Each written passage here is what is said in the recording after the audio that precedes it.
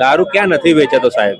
દારૂ અને ડ્રગ્સનો વેપલો છેલ્લા 30 વર્ષથી ગુજરાતમાં એટલો વધી ગયો છે કે પબ્લિક ત્રાસી ગઈ છે. તમે સોશિયલ મીડિયામાં જોતા હશો કોમેન્ટો પબ્લિકની. પબ્લિક એટલી કંટાળી ગઈ છે રાજ્ય સરકારની વિરુદ્ધમાં. પબ્લિકનો આટલો આક્રોશ છે તેમ છતાં પણ રાજ્ય સરકારના પેટનું પાણી હલતું નથી.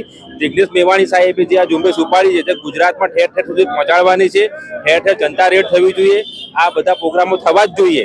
અને રાજ્ય સરકારના હોમ મંત્રી હર્ષભાઈ સંઘવીને એવી ખબર પડવી જોઈએ.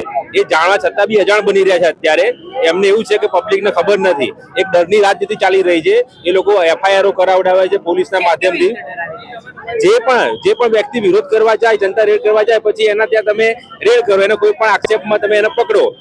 તમે સમજો અત્યારે ગુજરાતમાં જ ચાલી રહ્યું છે.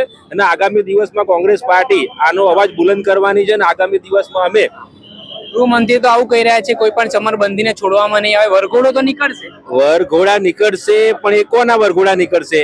તમે સમજો, એ લોકોના જે નડતા હોય એમના વરઘોડા કાઢશે.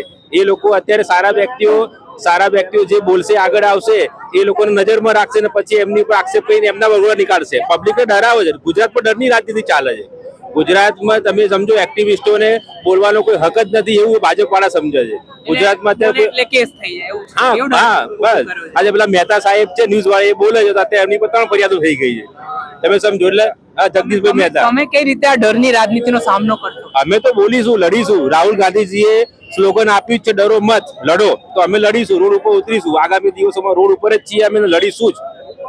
પોલીસ વાળાના પરિવારજનોએ વિરોધ કર્યો હતો જિગ્નેશ મેવાણીનો. એ તો પોલીસ જે સામાન્ય કોન્સ્ટેબલના પોલીસ પરિવારના હાથો બનાવે છે ને હાથો બનાવીને એમને ગેરમાર્ગે દોરી, અડધા વિડીયો બતાવીને એમને ગેરમાર્ગે દોર્યા કે ભાઈ પટ્ટાનું આમ કર્યું તેમ કર્યું. બાકી જિગ્નેશ મેવાણી સાહેબે નિષ્ઠાવાન પોલીસ અધિકારીઓની પણ વાત કરેલી જ છે, બરોબર? તો એ બાબતે કોઈ બોલ્યું નથી, સમજો. એટલે આ જે બાબત છે એક તરફી છે બાબત. અને એ જિગ્નેશ મેવાણી સાહેબનું નેગેટિવ એ લોકો કરવાનો પ્રયત્ન કર્યા, પણ ગુજરાતની જનતા સાણી છે, સમજી ગઈ. એટલે મેવાણી સાહેબના સપોર્ટમાં એકદમ મોટા પાયે જનતા આવી છે સાહેબ.